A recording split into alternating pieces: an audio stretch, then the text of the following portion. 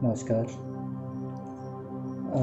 आज के इस टॉपिक में हम डिस्कस करने जा रहे हैं कि समाधि के द्वारा आत्म स्वरूप का ज्ञान कैसे होता है। इस टॉपिक पे चर्चा के साथ साथ ही जो है हमारा पतंजलि योग सूत्र का जो कैवल्यपाद है वो भी समाप्त हो जाएगा। तो इसमें पहले समाधि के द्वारा आत्म स्वरूप का ज्ञान कैसे होता है इसको हम समझ लेते हैं। इससे पहले हम जो है पढ़ चुके थे जो अष्टांग योग है। अष्टांग योग का जो अंतिम चरण है वो समाधि है, और समाधि तक की जो प्रक्रियाएं योगी जो करता है वो सब क्रिया योग के अंतर्गत आती हैं। और क्रिया योग जब समाप्त हो जाता है, जो कि शरीर और मन और चित्त के द्वारा जो क्रियाएं की जाती हैं क्रिया योग के अंतर्गत आती है, उसके बाद अक्रिया योग के द्वारा जो है साधक आगे बढ़ता है और पुनः जो है केवल और अंत में जो है कैवल्य की प्राप्ति करता है। तो इसमें ये बताते हैं कि समाधि में जब हम पहुंच जाते हैं तो उसके बाद क्या क्या परिवर्तन आते हैं। तो एक जो सामान्य जो मनुष्य है उसका चित्त जो है विषयों के प्रति लगनशील होता है, वो विषयों में लगनशील बना रहता हमेशा। किंतु जैसे ही समाधि की प्राप्ति होती है, समाधि की प्राप्ति के बाद जो है व्यक्ति में विवेक ज्ञान की प्राप्ति हो जाती है, उसको विवेक ख्याति की प्राप्ति हो जाती है, जिसमें उसको अपार ज्ञान की प्राप्ति हो जाती है। जन्म जन्मों के जो ज्ञान है और अनेक प्रकार के जो ज्ञान और अनेक प्रकार की जो सिद्धियां हैं, अनेक प्रकार की शक्तियां उसको प्राप्त हो जाती हैं। अब यहाँ पर जो है ये जो सिद्धियां हैं, ये जो शक्तियां हैं, कई बार योग अंतराय का काम करती हैं। अगर योगी इस आनंद में खोकर अपनी साधना को छोड़ देता है तो वापस जो है उसको सृष्टि का भोग करना पड़ता है, वापस उसको जो है नया शरीर धारण करना पड़ता है, और शरीर धारण करके वापस फिर उसको साधना करनी होती है।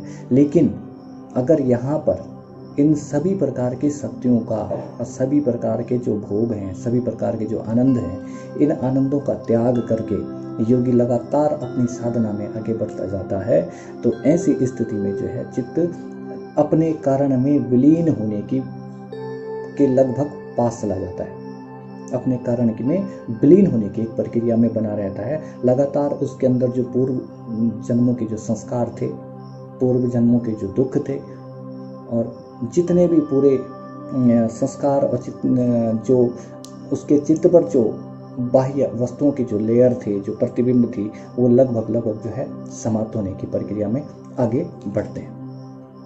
तो विवेक ज्ञान का जब उदय हो जाता है व्यक्ति में, तो विवेक ज्ञान का उदय होने से चित्त अत्यंत निर्मल हो जाता है। चित्त बहुत निर्मल हो जाता है, वो सर्वज्ञ हो जाता है। कोई ज्ञान सृष्टि का लौकिक या अलौकिक कोई ऐसा ज्ञान नहीं रह जाता है जो उस व्यक्ति को नहीं होता है। वो सर्व ज्ञानवान हो जाता है और उसको ऐश्वर्य की प्राप्ति हो जाती है, ऐसा कहते हैं। और लगातार जब फिर भी योगी जो है साधना में लगा रहता है, पूरी तरीके से विरक्त हो जाता है, भौतिकता से पूरी तरीके से विरक्त हो जाता है, तो इसको धर्मवेद समाधि की जो है प्राप्ति हो जाती है।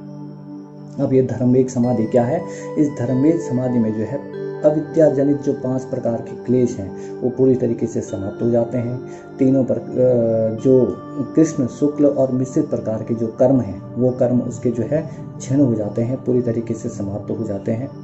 और योगी को जन्म और मरण का जो बंधन है उससे जो है सदैव के लिए जो है निर्मुक्त हो जाता है, और अपने कारण स्वरूप में जो चित्त है वो अपने कारण स्वरूप यानी पुरुष तत्व में जो है पूरी तरीके से विलीन हो जाता है।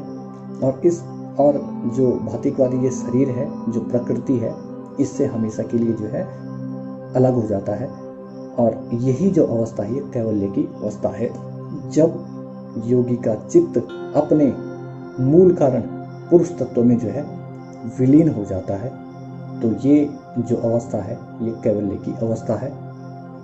और पतंजलि योग सूत्र के अंतिम पाद का अंतिम सूत्र यही है, जिसमें महर्षि पतंजलि कहते हैं कि जब चित्त अत्यंत निर्मल होकर धर्मवेद समाधि के पश्चात अपने मूल कारण में विलुप्त हो जाता है, तो ये अवस्था कैवल्य की अवस्था है। तो ये पतंजलि योग सूत्र का हमने अलग अलग वीडियोज़ में अलग अलग टॉपिक पे रोज़ बात की है। बहुत ज़्यादा नॉलेज मुझे नहीं है, लेकिन फिर भी मैंने जो है स्वाध्याय से, स्वयं के अध्ययन के द्वारा जो है ये वीडियोज़ बनाए हैं। और इसमें बहुत सारी गलतियाँ इनमें हो सकती हैं, बहुत सी गलतियाँ इनमें हो सकती हैं, लेकिन फिर भी मैंने ये प्रयास किया है। तो आज जो है लगभग 25-30 वीडियो बनाने के बाद मेरा पतंजलि योग सूत्र जो है मैं कंप्लीट कर पाया हूँ। बहुत सूक्ष्म नॉलेज, बहुत सूक्ष्म ज्ञान के साथ मैं आप लोगों के साथ आया हूँ और मुझे उम्मीद है आप लोगों को पसंद आएगा। पतंजलि योग सूत्र को एक बार फिर से हम रिवाइव कर लेते हैं। पतंजलि योग सूत्र महर्षि पतंजलि द्वारा लिखित एक ग्रंथ है।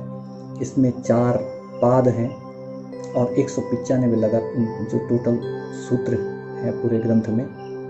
पहला पाद समाधि पाद है, दूसरा पाद साधन पाद है, तीसरा पाद विभूति पाद है और चौथा पाद कैवल्य पाद है। सबसे पहले जो है समाधि पाद का वर्णन करते हैं। उसमें समाधि में जो लक्षण आते हैं उन सब लक्षणों का वर्णन करते हैं। दूसरा साधन पाद बताते हैं। साधन पाद में जो है समाधि प्राप्त करने के लिए कौन कौन से साधनों का उपयोग किया जा सकता है, जैसे अष्टांग योग, क्रिया योग, ये सब चीज़ों का वर्णन उसमें करते हैं साधन पाद में।